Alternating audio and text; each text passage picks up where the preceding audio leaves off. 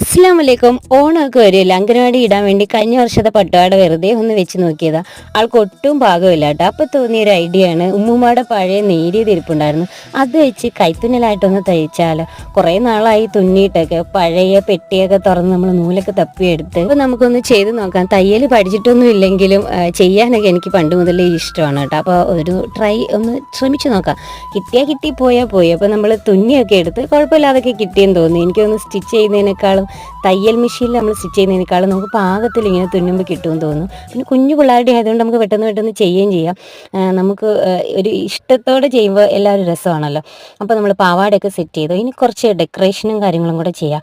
എളുപ്പത്തിന് വേണ്ടിയിട്ട് രണ്ട് ഐറ്റം ഞാൻ ഉപയോഗിച്ചു, ഒരു ബഡ്സും ഒരു ടൂത്ത് പിക്കും. ഇത് ഉപയോഗിച്ച് വെറുതെ ഡോട്ട് ഇടാം. കാരണം ഒരുപാട് ഡിസൈൻ ചെയ്യാനുള്ള സമയവും ഇല്ല, ക്ഷമയും ഇല്ല. കഴുത്തിൻ്റെ അവിടെയും പാവാടയുടെ താഴെയൊക്കെ ചെറിയ ഡിസൈൻസ് ഒക്കെ കൊടുത്തു. അപ്പോൾ മോൾ ഇതിട്ടിട്ട് എങ്ങനെയുണ്ടെന്ന് അടുത്ത വീഡിയോ കാണിക്കാം. അപ്പോൾ അത്രയേ ഉള്ളൂ. Thank you.